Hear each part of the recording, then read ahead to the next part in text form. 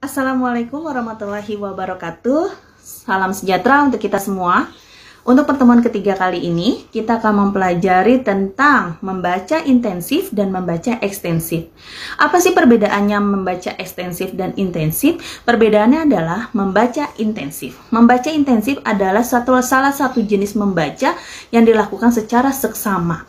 Jadi mahasiswa dapat memilih satu topik lalu dilakukan atau membaca secara mendalam sehingga menghasilkan suatu pembaca yang kritis.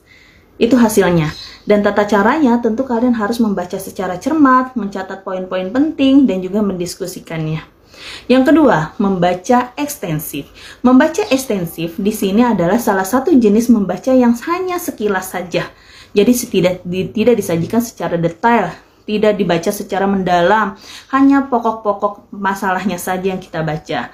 Dan kita akan membahas tentang implementasi membaca intensif. Kalau membaca intensif adalah membaca misalnya sebuah karya ilmiah. Karya ilmiah itu kan disajikannya berdasarkan fakta. Otomatis segala sesuatu yang disajikan secara fakta adalah segala sesuatu yang dihasilkan secara yang dapat dipertanggungjawabkan kebenarannya. Tentunya dalam membaca intensif di sini kalian bisa tahu ilmu-ilmu baru atau metode-metode baru yang berkembang saat ini. Sedangkan membaca sekilas hanya membaca survei, contohnya.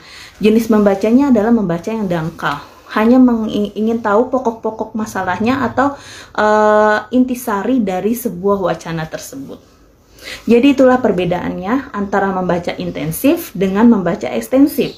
Tentunya sangat berbeda sekali, tetapi yang kita lakukan sebagai mahasiswa adalah jenis membaca intensif, supaya kita mampu memahami apa yang ingin kita pahami dalam suatu teks tersebut. Terima kasih. Wassalamualaikum warahmatullahi wabarakatuh.